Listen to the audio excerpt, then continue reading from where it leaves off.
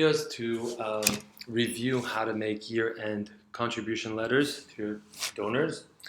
So you're going to want to start by going to contributions, find contributions. When you get to this page, so you're going to want to select it under date received this calendar year if you're doing the receipts before January 1st. And if it's last year, then you would do previous calendar year. So let's do this calendar year. Oops. And then you're going to maybe want to select the financial types that have to do with tax deductible contributions, so excluding event fee and member dues. And search.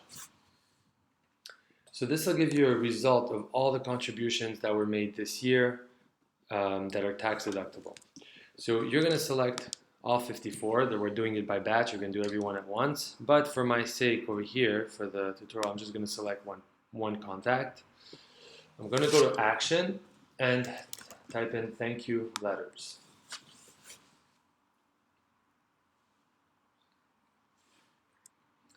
Okay, so on the screen, I'm going to want to uncheck these two fields because I don't want to update the thank you dates for these contributions. Since I'm doing a year end, I also want to track when I gave it initially, when I sent the letter initially, when they gave the contribution. So I'm unchecking these. I'm going to group by contact. And usually I would do this, I would select line break, but it's not really relevant because we're going to see below that we're not going to use the regular method with the table. I'm going to actually skip to the template for now.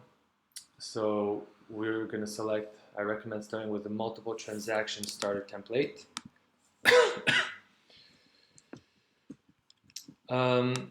So you want to edit your logo, make sure that you're using the joint greeting that you want if you want to be using the joint greetings.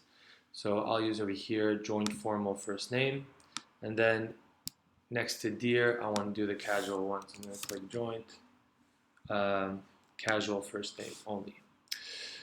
I can review the message, change it, edit the information here.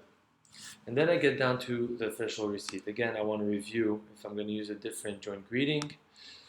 And then I have my table here. So usually what happens is at the top we select to group contributions by contact and to separate them by line break. But this time I'm going to actually delete the table. We're not going to use the table, and instead I'm going to use the payment token. So I'm going to type in payment, and I could select from here individual plus spouse if found, contribution for last year in a single table, but I want this year. So here we go. So I have two options. I could have them listed separately or in a single table for this year. The difference is going to be, if I select this one, it's going to put the husband's donation and then the spouse's donations.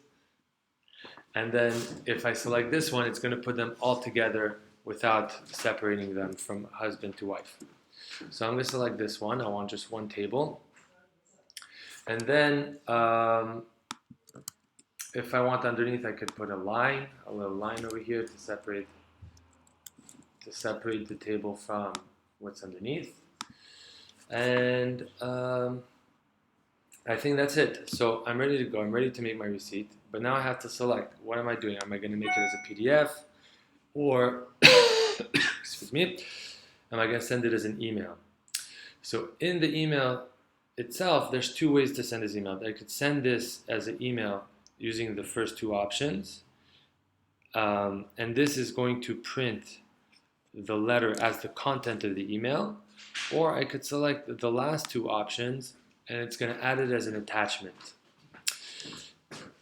I have also the choice to generate PDFs for people who cannot receive email, or just print PDF for everybody. So most often people use this option where they're going to send an attached PDF so people could print it out, and also generate a PDF for contacts who cannot receive email. That's going to create a letter for you to print out, and you could send it to those people. So once you make this selection and click send, this is the result that will take place. All your contacts that were selected will get this email. It will say please see attached, and they'll have a PDF with the information and their contribution for this past year. Something to notice is that there are only 5 contributions listed here that total in 345. If I look at the profile of this individual, I'll see that he has 7 contributions total, as you see over here, 7.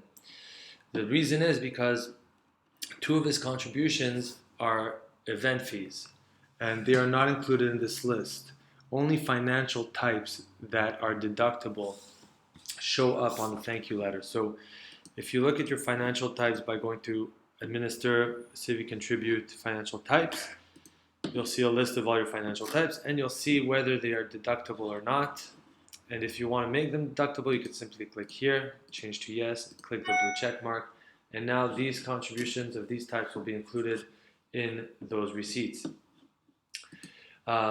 If you want to see whether the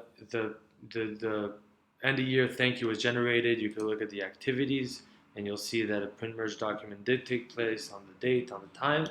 You could click view, and this is what shows up. It shows you who added it, who created these thank you letters, to whom it was sent, and the template below. You could see everything, including the donations that were included.